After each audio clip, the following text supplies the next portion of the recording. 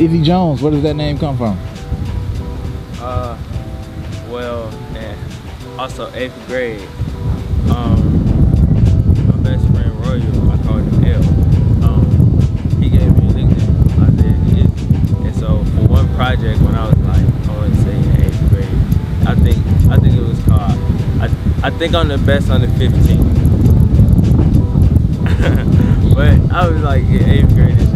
But I just did have a little mixtape, and I was DJ Izzy. I hosted my own shit or whatever. Niggas was like, oh, you got DJ turned up. I was on Facebook doing it, but I like the music though. And so I saw I used Izzy for one, but then I was like, no, I wanna have a full name, you know. And so Jones, I got that from Quincy Jones, and the dollar sign is like the dollar sign is for profit, right? And money, profit. But instead, I'm saying profit, like Isaiah in the Bible. My first name is Isaiah. That's dope, bro. Really creative, really into music. Like, one only thing I listened to was gospel music with my mom in the car when I was like 1 and 2, you know? And that's all I knew. But when I turned 3, I discovered Quincy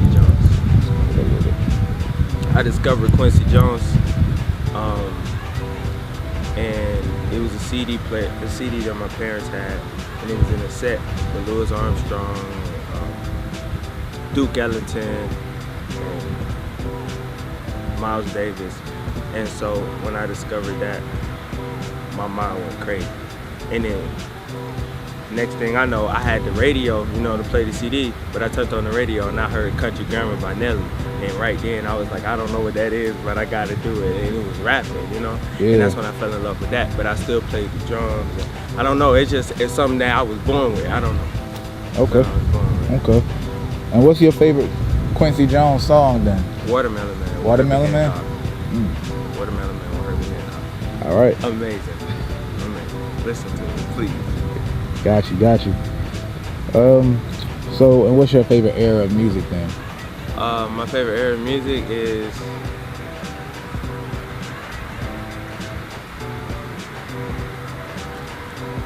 I don't know. I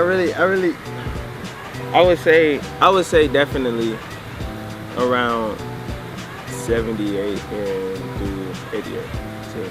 Okay. And so let's just say you take that period. Do you ever incorporate that period into your music in particular? Of course, all the time. People like Jimi Hendrix is in the era, you know, and a whole bunch of other. It was just of course if you listen to the Sun 2.0, you know, and Crumble and Black Coffee, you know, all that has that inspiration in it. Okay. And then what city do you rep? It's College Park, Georgia. All right. Oh yeah, you said you had some history in College Park, a lot of history. 70 years, and my mom's family been living there over 40 to 45 years. But Brady Gym is a historical landmark, and it's named after my great aunt, my great uncle. And my uncle, my dad's brother, he runs it. So that's what's up. I played basketball there when I was younger, but at the local. Yeah, so tell me about that hair anyway. I mean, a lot of people aren't rocking that these days. You know, everybody goes with the flow. So right. What part of that is your expression? What made you go with that hairstyle? Well, you know, the 78 and 88, they wore the froze too. But that wasn't the main inspiration. When I saw it, I always loved it, you know. And also from Ludacris, and I listened to his music a lot when I was younger. So it was that interest that I saw in it. But then when I got it started to gain expression and also gain more experience with it and knowledge with it. So when I was in like 8th grade, I said, it was just something that came to me. I said that the larger my hair grows, the greater my imagination grows. You know, my hair grows. And that, me just saying that, it began to really just push me forward in all of my arts. Your hair is it's like Samson or something, right? Cut it off and then it might be a problem. Yeah. All the lyrics gone. For sure. Yeah. Yeah, for sure. All right, that's what's up. And then another thing about your style, I mean, you know, your shirt right there, you got a whole look set that kind of flows together. How would you describe your style? Well, it's just a representation of me, and I try to express myself through it. But you know, when time progresses and things begin to happen as far as financial situations, then I can still express myself more and more, and that's just something that comes from my mind. You know, in everything I do, I try to express myself. When I talk to you, I try to fully express myself. What I wear, I try to fully express myself. Okay.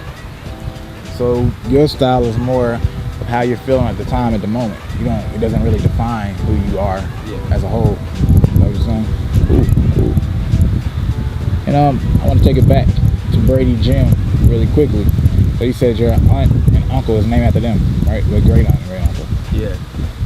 They I mean, to get something named after you, I mean, that's pretty awesome. So like, what do they represent for that neighborhood in College Park? Well, I think they were the first people who like ran this gym, and like all these basketball stars came out of the gym. You know, it was like one of the best gyms. Man, I don't. It's just like, okay, so I give you a story. I think in like when my uncles were in high school, they went 77-0 Wow. in basketball. And they all played at Brady Gym, but they played for their high school team too. Okay.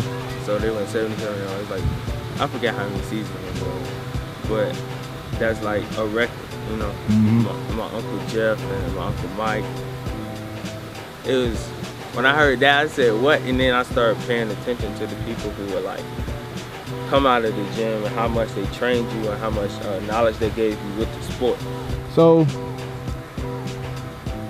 how long have you been taking music seriously, by the way?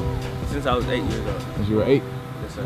But on this path, then. Well, I don't know about it. I can really say since I was 3 though, because I really wanted to play the drums at church, and they kept tripping. They trip to this day. Man, they don't know. I come and tear it up. They tripping. They tweaking. But because I was really serious about that. I don't know that I would consider that. So. Yeah. But since music and recording, when I was on a karaoke machine with the microphone and the beats playing from a DJ machine, because I was DJ Candy Cane at the time. I had the DJ that my parents got me for Christmas, and I was like, yeah, I'm finna rap. I had a cassette tape in. I got like a cassette tape from like 2007 in my room, DJ Candy Cane. Man. So, you know, but when I really put the music out on the internet, like MySpace, that's when I was young, so I